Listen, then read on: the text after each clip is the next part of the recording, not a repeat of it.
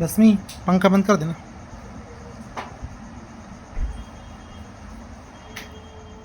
जय हिंद साथियों, नमस्कार। महाकौशल यूट्यूब चैनल पर आप लोगों का स्वागत है साथियों। और आज दोस्तों 18 अगस्त 2026 है। आज की बड़ी महत्वपूर्ण जो है update Madhya Pradesh high court Jabalpur से निकल के आ रही दोस्तों, वह भी प्राथमिक शिक्षक भर्ती वर्ग 3 रिलेटेड। आप सबको पता है रिट अपील लगी थी WA दोस्तों 1769/2026, जिसको दोस्तों 8 जुलाई 2026 को जस्टिस BP शर्मा और जस्टिस आनंद पाठक की बेंच में दोस्तों हार्ड एंड रिजर्व कर लिया गया था। और Surendra versus state of MP और भी अदर्स पार्टी थी, तो इसको लेकर के एक फाइनल जो है सुनवाई की गई थी 8 जुलाई को, और उस दिन फाइनल ऑर्डर लिख दिया गया था। लेकिन साथियों OBC मामले में जो है सुनवाई कर रहे थे BP शर्मा की बेंच, इस कारण से आनंद पाठक जी वो ऑर्डर नहीं लिख पा रहे थे। लेकिन आज दोस्तों 18 अगस्त को ऑर्डर आ चुका है। इससे रिलेटेड जितनी भी पिटीशन रिट अपील लगी थी, चाहे वो 1840 हो या दोस्तों 1891 हो, तमाम जितनी भी लगी थी सबका दोस्तों फाइनल ऑर्डर आ गया है। तो सर ऑर्डर क्या आया है आप सबको मैंने अवगत करा दिया व्हाट्सएप के माध्यम से, आपको पता है। और ये मामला पूरा का पूरा कहाँ से स्टार्ट हुआ दोस्तों, जब प्राथमिक शिक्षा भर्ती निकली थी 2025 में, तो इस प्राथमिक शिक्षक भर्ती का जो आवेदन पत्र फॉर्म भरने की आखिरी डेट थी 25 अगस्त, जो कि लगभग दोस्तों 1 महीने तक फॉर्म भरने का समय दिया गया था। 25 और 26 अगस्त लास्ट था करेक्शन करने का, जिसमें दोस्तों जो है RCI से मान्यता प्राप्त अभ्यर्थी भी शामिल हुए थे, क्योंकि उनके 3200 पदों पर भर्ती होनी थी। तो वहाँ पर एक आया था 7.7 कंडिका वाला ऑप्शन, क्या आप RCI से मान्यता प्राप्त स्पेशल डिलीट कर रखे हैं तो यस करें, अन्यथा नो करें। तो यहाँ पर बहुत सारे अभ्यर्थियों ने यस टिक कर दिया था। और यस टिक करना इसलिए जो है फ़ायदा मिलता उनको, क्योंकि जो RCI वाले थे 7.7 कंडिका में यस टिक करते उनको 5% बोनस अंक भी देने का प्रावधान किया गया था। तो पता नहीं क्यों ऐसे मिस्टेक किए वो अभ्यर्थी और टिक कर दिए। लेकिन कोर्ट गया मामला, और फिर से दोस्तों एक ऑर्डर आता दीपक परमार के केस पे, जिसमें दोस्तों एक ऑप्शन दिया गया 25 दिसंबर से दोस्तों 6 जनवरी तक, जो है 25 दिसंबर 2025 से 6 जनवरी 2025 तक परीक्षा के बाद पोर्टल दोबारा खोला गया।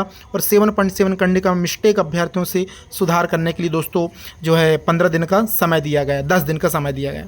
जब ये समय दिया गया, इसके बाद भी बहुत सारे अभ्यर्थी रह गए और दोस्तों उन्होंने टिक नहीं किया। वो जो टिक किया था उसमें नो टिक नहीं किए। इसके बाद फिर केस गया और सिंगल बेंच दोस्तों, सिंगल बेंच आपको पता है, सिंगल बेंच में विशाल धगत की बेंच दोबारा ऑर्डर करती है और कहती है विशाल धगत से पहले एक और जो ऑर्डर आता है, जिसमें साथियों DPI जो खुद से एक बार 4 फरवरी से लगभग 11 फरवरी तक एक बार जो है पुनः, मतलब ये तीसरी बार था जब 7.7 कंडिका वालों से सुधार करने के लिए अपील की जा रही थी, पोर्टल खोला जा रहा था कि आप सुधार कर लें। लेकिन इन्होंने सुधार कार्य नहीं किया और दोस्तों फिर भी इन्होंने जो है इस चीज़ को ध्यान नहीं दिया। इसके बाद मामला डबल बेंच में चला गया। अब देखो मैं आपको हिंदी में बताता हूँ मामला। अब देखो जब फैसला इन्होंने, जब रिजल्ट आया दोस्तों, रिजल्ट में अब इनको 5% बोनस अंक मिल गए, जिन्होंने तब भी नहीं सुधारा जब 2 बार मौका दिया गया। जब 5% बोनस अंक मिला तो इनका चयन हो गया और उनको पता डॉक्यूमेंट वेरिफिकेशन में बाहर होना ही होना था। जब ये मामला डबल बेंच पे गया, सिंगल बेंच पे गया विशाल धगत की बेंच पे, तो विशाल सर ने ऑर्डर पास कर दिया कि जिन्हें 3 मौके दिए गए और 3 मौके देने के बाद भी अगर ये लोग जो है सुधार कार्य नहीं किए हैं तो ये फर्जीवाड़ा, ये घोटाला है। ठीक है, इस प्रकार से जो है इन्हें अब दोबारा कोई मौका नहीं दी जाएगा। इन्हें भर्ती प्रक्रिया से बाहर करो और नई मेरिट लिस्ट रिवाइज करके जो वापस से विभाग DPI को भेजा जाए, ये उन्होंने कहा।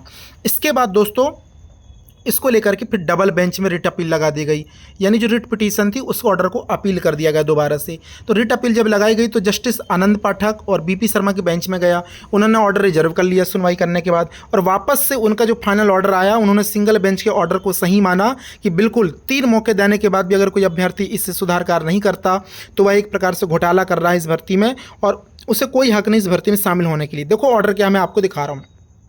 मुद्दा क्या था, 13,089 प्राइमरी टीचर की भर्ती निकाली गई, जिसमें 3200 पद RCI के से मान्यता प्राप्त स्पेशल DED वालों के उम्मीदवारों के लिए था। एक सेकंड रुकेंगे। फिर रूल बुक में आपने देखा होगा 7.7 कंडिका के अनुसार 5% बोनस अंक मिलना था, लेकिन रिजल्ट के बाद पता चला कि बहुत सारे उम्मीदवार आरसीआई डिप्लोमा धारी नहीं थे, फिर भी उन्होंने ऑनलाइन फॉर्म में सेलेक्ट करके 5% बोनस अंक ले लिया था। फिर ये मामला जब कोर्ट पहुंचा तो सिंगल बेंच ने कहा कि आरसीआई योग्यता वेरीफाई करो और जिनके पास नहीं उनको मेरिट लिस्ट से बाहर करो। इस ऑर्डर के खिलाफ फिर अपील दायर होती है डबल बेंच में कि गलती से यस दब गया था, फॉर्म में आरसीआई लिखा था, पूरी जानकारी नहीं थी हमें। फिर दूसरों ने बोला कि हम बोनस नहीं चाहते, हमें 5% अंक बोनस काट के हमारे असली अंकों से मेरिट बनाया जाए। फिर कुछ दिव्यांग कैटेगरी से थे, उन्होंने कहा कि हमारी गलती क्षम्य है, क्षमा किया जाए। और चौथा उन्होंने बताया था कि वशिष्ठ नारायण कुमार, दीपक परमार जैसे केस का उन्होंने हवाला दिया। फिर कोर्ट ने इस मामले को खारिज कर दिया और उन्होंने क्या कहा कि 3 बार करेक्शन का मौका दिया, 25 से 26 के बीच 1, 26 दिसंबर से 10 जनवरी के बीच 15 दिन का 2, 4 फरवरी से 11 फरवरी डीपीआई ने किया 3। और इतना मतलब मौका देने के बाद अगर एप्लीकेंट ने, है ना, अगर नहीं सुधार किया गलती तो फ्रॉड का सिद्धांत लागू होता है। ठीक है, कोर्ट ने कहा फ्रॉड दैट इज एवरीथिंग, जानबूझकर गलती जानकारी देकर 5% बोनस अंक लिया गया, इसे इन्वेंडेंट मिस्टेक नहीं माना जा सकता।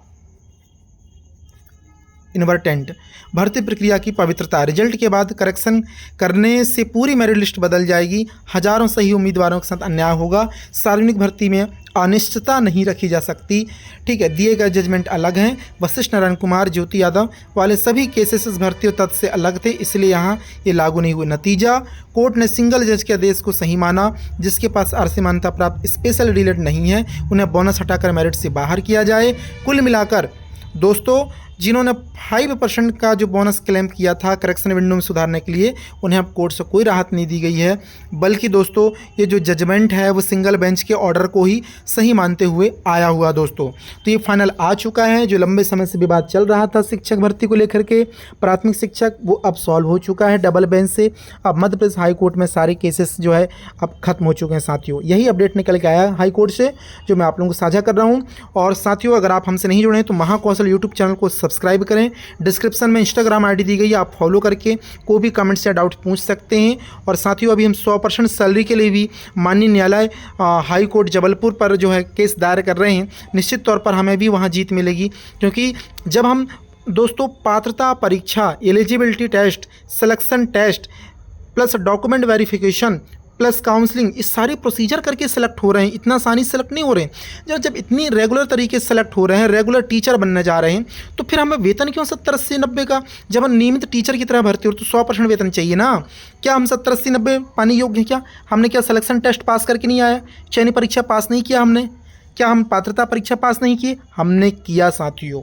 डॉक्यूमेंट वेरिफिकेशन प्रोसेस से गुजरा, हर एक चीज़ किया, तो समान कार्य समान वेतनमान का सिद्धांत लागू होगा हम पर। इससे सब लोग तैयार रहें, सजग रहें। डिस्क्रिप्शन में सोशल मीडिया का लिंक दिया है, 100% सैलरी का व्हाट्सएप ग्रुप भी, टेलीग्राम ग्रुप भी, जरूर ज्वाइन करें, लाइक करें, शेयर करें। जय हिंद। मिलते हैं नए अपडेट के साथ नई वीडियो में।